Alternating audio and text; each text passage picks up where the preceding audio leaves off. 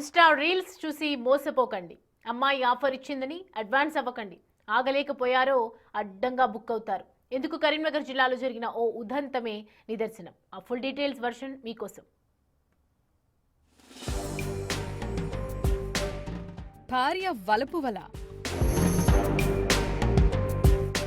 భర్త వీడియోలతో బ్లాక్మెయిల్.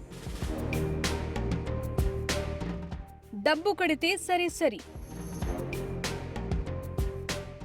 లేకుంటే సోషల్ బెదిరింపులు. ఒక బాధితుడి ఫిర్యాదుతో వలపుదందా వెలుగులోకి. ఇదిగో వీరిని చూసారా?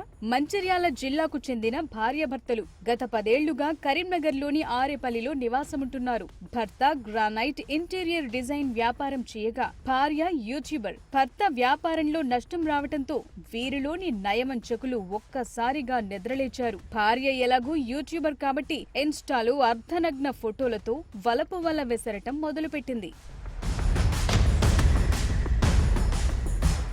చూశారుగా, ఇలా ఈమె 1200 మంది ఫాలోవర్స్ ని సంపాదించింది. ఇక్కడి నుంచి మొదలయ్యింది అసలు కథ. తనవైన ఒంపు సొంపులు వయ్యారాలతో ఈవిడ తన ఫాలోవర్స్ తో ప్రేమాయణం సాగించేది. అది కాస్త బెడ్రూమ్ లో ప్రయాణాల వరకు వచ్చేసింది. ఈ వీడియోలన్నిటినీ ఎంతో పకడ్బందీగా చిత్రించేవాడు భర్త.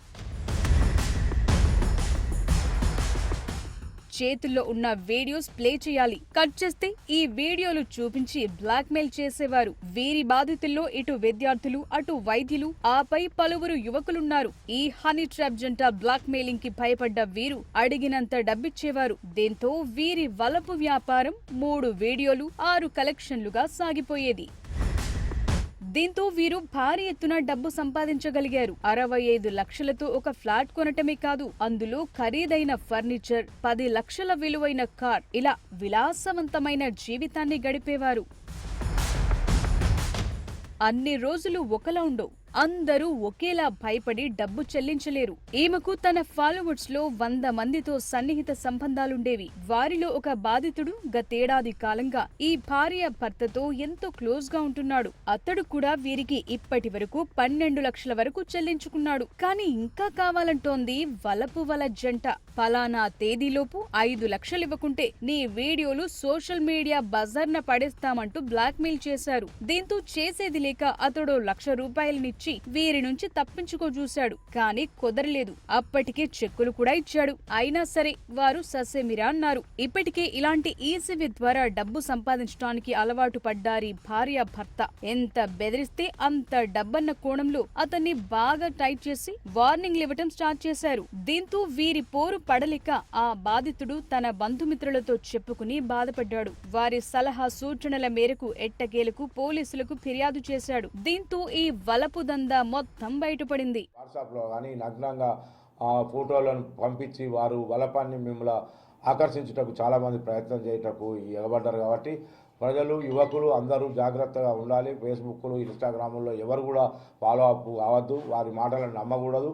వారి మాటలు నమ్మి మీరు అనవసరంగా కేసులలో ఇరికి జైలు పాలై మీ జీవితాలు నాశనం చేసుకోవద్దని చెప్పేసి మేము ప్రజలందరినీ మా పోలీస్ పక్షాన కోరడం జరుగుతున్నది.